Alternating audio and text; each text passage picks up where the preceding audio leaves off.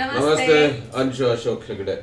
ಇವತ್ತಿನ ವಿಷಯ ಏನು ಅಂತಂದ್ರೆ, let's compare healthy relationship versus toxic relationship. ಈಗ ಕೆಲವೊಂದು ಎಕ್ಸಾಂಪಲ್ ಕೊಡಬೇಕು ಅಂತಂತಂದ್ರೆ, ಈಗ ಹೆಲ್ದಿ ರಿಲೇಶನ್ಶಿಪ್ ಅಲ್ಲಿ ಅಂತಂದ್ರೆ ಒಂದು ಪ್ರಾಬ್ಲಮ್ ಬಂದ್ರೆ ಅದನ್ನ ಇಬ್ರು ಒಟ್ಟಿಗೆ ಸಾಲ್ವ್ ಮಾಡೋದು, ಒಬ್ರ ಜೊತೆಲಿ ಇನ್ನೊಬ್ರು ನಿಂತ್ಕೊಂಡು ಆ ಸಮಸ್ಯೆ ಏನೇ ಇದ್ರು ಅದನ್ನ ಸಾಲ್ವ್ ಮಾಡುವಂತದ್ದು. ಅದು ನನ್ನ ಸಮಸ್ಯೆ, ಅದು ನಿನ್ನ ಸಮಸ್ಯೆ ಅನ್ನೋದು ಟಾಕ್ಸಿಕ್ ಅಲ್ಲಿ ಬರುತ್ತೆ. ಟಾಕ್ಸಿಕ್ ಅಲ್ಲಿ ಏನಾಗತ್ತೆ ಅಂತಂದ್ರೆ ಒಂಥರ ಅದು ಅಟ್ಯಾಕ್ ಮಾಡ್ದಂಗೆ, ಏನೇ ಬಂದ್ರು ನೀನೇ ಇದಕ್ಕೆ ಹೊಣೆ ಅನ್ನೋ ತರ ಆ ಇದು. ಸೊ ಹೆಲ್ದಿ ರಿಲೇಶನ್ಶಿಪ್ಸ್ ಅಲ್ಲಿ what ever comes your way, it's for both of you, whether it is good or bad. So ನೀವೇ ಫೇಸ್ ಮಾಡಬೇಕು. ಒಟ್ಟಿಗೆ ಫೇಸ್ ಮಾಡೋದ್ರಿಂದ ಆ ಪ್ರಾಬ್ಲಮ್ಗೆ ಸೊಲ್ಯೂಷನು ಬೇಗ ಸಿಗುತ್ತೆ. But where if you start blaming each other, ಅಥವಾ ಏನೋ ಈಗ ಗಂಡನೇ ಹೆಂಡತಿಗೆ ಹಂಗೆ ಮಾಡ್ತಿದ್ದಾನೆ ಅಂತ ಅಲ್ಲ, it could be vice versa also. So ಆ ಥರ ರಿಲೇಶನ್ಶಿಪ್ ಅಲ್ಲಿ ಇಟ್ಸ್ ನಾಟ್ ಲಾಂಗ್ ಲಾಸ್ಟಿಂಗ್. ಏನೇ ಬಂದ್ರು ಇನ್ನೊಬ್ಬರ ಮೇಲೆ ಅಪವಾದ ಹಾಕ್ಬಿಟ್ಟು ತಾವು ಏನೋ ನಮ್ಮ ಹಿಂದಿಯಲ್ಲಿ ಹೇಳ್ತಾರೆ ಪತ್ಲಿ ಗಲಿಸಿ ನಿಕಲ್ ಜನ ಅಂತ.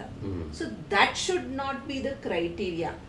ಆಮೇಲೆ ಹೆಲ್ದಿ ರಿಲೇಶನ್ಶಿಪ್ ಅಲ್ಲಿ ವಾಟ್ ಎವರ್ ದ ಸರ್ಕಮ್ಸ್ಟಾನ್ಸಸ್ ಬರಲಿ, ಓಕೆ, ಏನೇ ಸಿಚುವೇಶನ್ ಇರಲಿ, it is always you come, you sit calmly, you talk to each other and find the solution for it. ವೆರಿನ್ ಟಾಕ್ಸಿಕಲಿ ಏನಾಗುತ್ತೆ ಅಂತಂತಂದ್ರೆ, ಯೂಶಲಿ ಏನಾಗುತ್ತೆ ಅಂತಂದ್ರೆ ಅವಾಯ್ಡ್ ಮಾಡ್ಬಿಡ್ತಾರೆ, ಓಡೋಗ್ಬಿಡೋದು, ಫೇಸೇ ಮಾಡೋಕ್ಕೆ ಇಷ್ಟ ಇಲ್ಲದೆ ಇರೋ ಥರ ಆಡೋದು, ಆ ಥರ silent ಝೋನಲ್ಲಿ.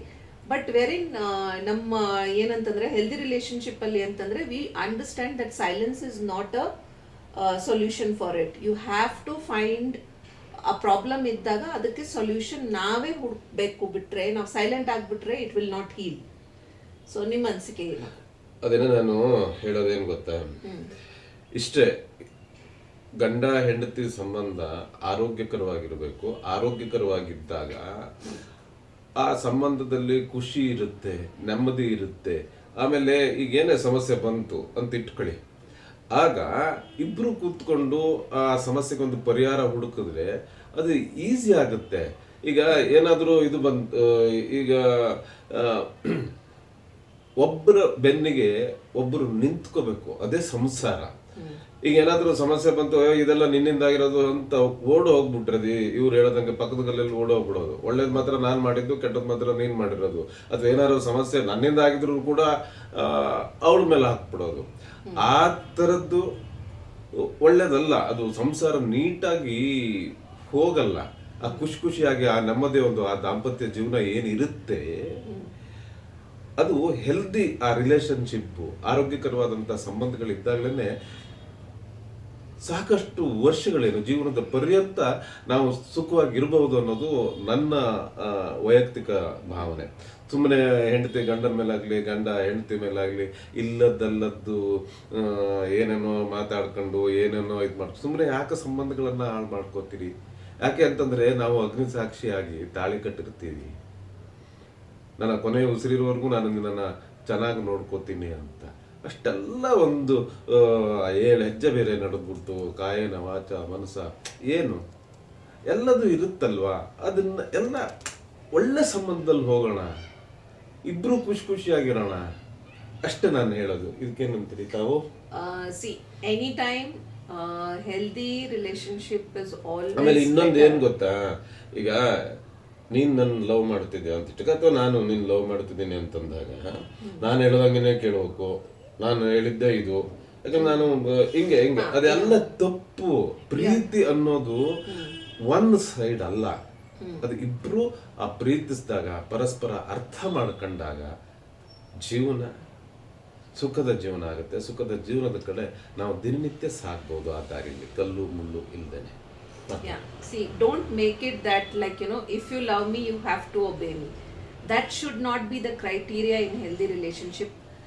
If you love someone, it's ನೀವು ನಿಮ್ಮ ಸಂಬಂಧದಲ್ಲಿ ನಿಮ್ಮ ಸಂಬಂಧಕ್ಕೆ ಏನು ಫ್ರೀಡಮ್ ಅಂತ ಏನು ಇರುತ್ತಲ್ಲ, see that is always sign of a healthy relationship. So don't make it like you have to obey me. If you love me you have to obey me ಅಂದಾಗ that's really we are not for that kind of a thing.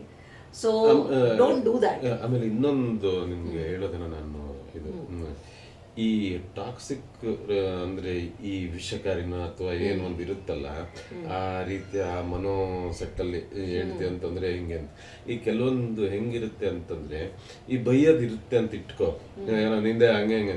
ಕೆಲವರು ಆ ತರ ಬೈಯಲ್ಲ, ಆ sentiment ಆಗಿ ಇದ್ ಮಾಡ್ತಾರೆ, ಒಂಥರ cyclic ತರ. ಈ ಭಾವನಾತ್ಮಕವಾದಂತ ನಿಂದನೆ ಅಂತ ಒಂದಿರುತ್ತೆ. ನಿಂದನೆ ಅಂತ ಅಂದ್ಕೊಳ್ಳೇನೆ ಮುಖಕ್ಕೆ ಮುಖ ಕೊಟ್ಟೆ ಅಂತದ್ದು ಹೇಳೋದು, ಏನೋ ಬೈದ್ ಬಿಡೋದು, ಆ ತರ ಅಲ್ಲ.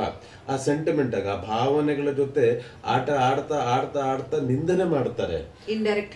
ಇಂಡೈರೆಕ್ಟ್ ಅದಿದೆಯಲ್ಲ, ಅದು ಅನುಭವಿಸೋರಿಗೆ ಗೊತ್ತು.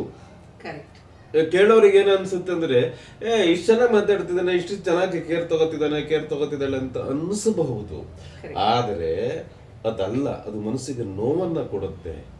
ಹೌದು, 100%. C, try and maintain as much as possible a healthy relationship. Don't get into the toxic zone. It's not good for any couple or any kind of a relationship that matters. So do think about it and let us know in your comment box what's your opinion about this. Namaste. Namaste.